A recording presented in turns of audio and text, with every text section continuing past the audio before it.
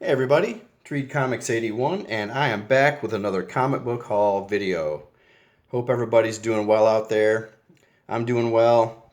I'm actually using a new tripod, so the angle on my videos should be a little better. My son got me the tripod for Father's Day. I really like it.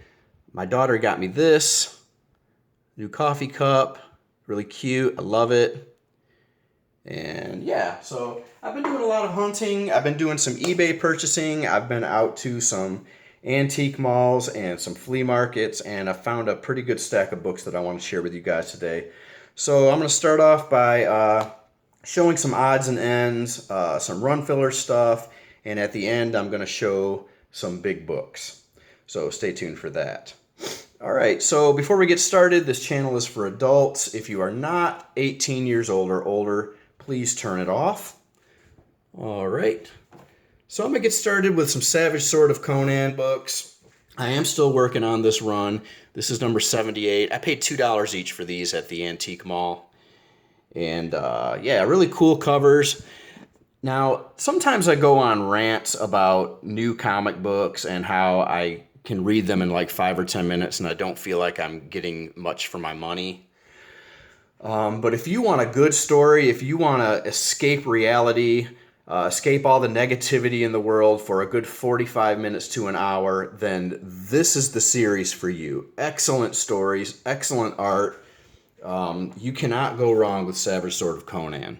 Also picked up number 84 and picked up number 107. I need to get these bagged and boarded, but for now, this is okay.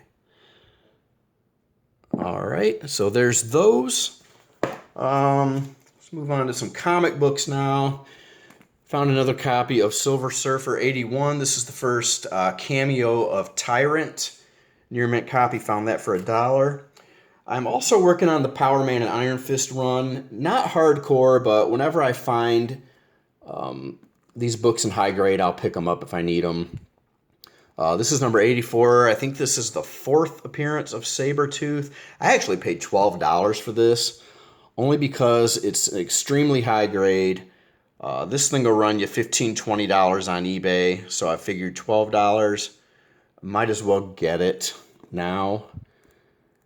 And yeah, also found number 75, high grade copy of that, and I paid $2 for that. Alrighty, get these out of the way. Here's some fun stuff. I was down at the old honey hole, digging through some long boxes, and I found this, The Battle for Survival, The War Against Environmental Pollution. This is from Consumers Power Company. I think this is from 1972. And yeah, really cool. I like the art, and I like the way this two-headed dragon or dinosaur, whatever it is, I like the way that looks. I like the way its claws hanging down over the buildings like that. Just a really cool find, I thought, for $1. And right behind it was this, Electric Safety from A to Zap, another Consumers Power Company comic book. And I think that this one is from 1972. So yeah, I like to have little funny, odd things in my collection like that. Just add some variety, and I think they're interesting. Okay, I was at the antique mall and happened upon this Incredible Hulk 121, first appearance of the Glob. Beautiful Herb Trimp art, beautiful colors. Love this book. Now, I already own a copy of this, but this one's in much better condition, so I figured for $8, I'm going to go ahead and upgrade this book.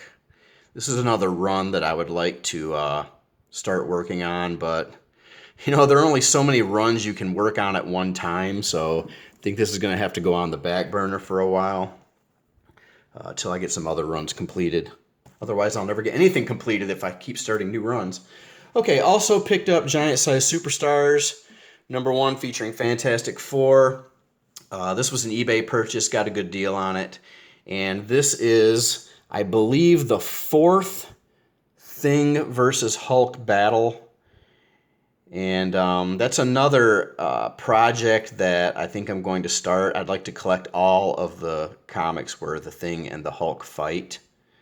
I've got about half of them now.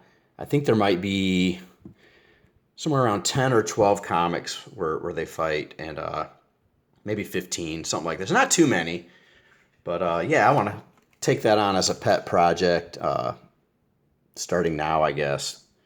And I don't know how they ended up getting the Hulk into a boxing ring, but I'm going to have to read this and find out. Okay, also picked this up, Fantastic Four 112. I think this is the third time that Hulk and the Thing battle. Classic cover. Got a pretty good deal on this. Nothing crazy, but needed it for the run, and it's just a book that I've always wanted for the PC. I used to have the reprint of this, but yeah, really nice to have this book. And speaking of FF, also found this. Now, I didn't know this existed. This is Fantastic Four Wizard Ace Edition, and this is a reprint of Fantastic Four number 48. And a nice high-grade copy. This doesn't go for a lot. This is like a $15 book, but I just thought this was cool. So I picked it up for $1. Also happy to find this for $1, FF220. This is where John Byrne takes over the writing on the title.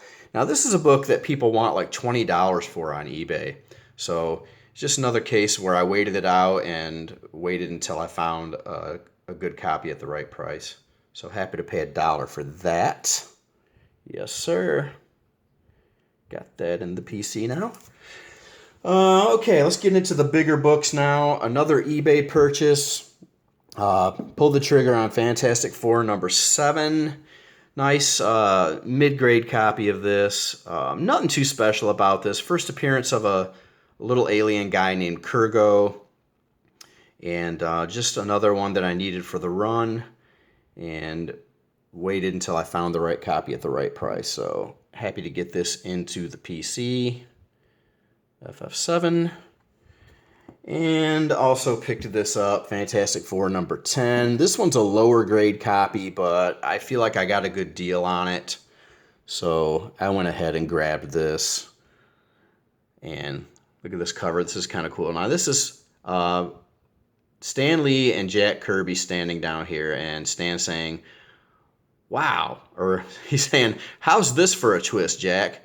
We've got Dr. Doom as one of the Fantastic Four. And Mr. Fantastic himself is the villain. Our fans ought to flip over this yarn. In this epic issue, surprise follow surprise, as you actually meet Lee and Kirby in the story, plus a gorgeous pinup of the Invisible Girl. And the pinup is present. A lot of times in these old FF books, the pinup will be missing, so it's important to make sure that the copy you get has the pinup if you go out hunting for these books.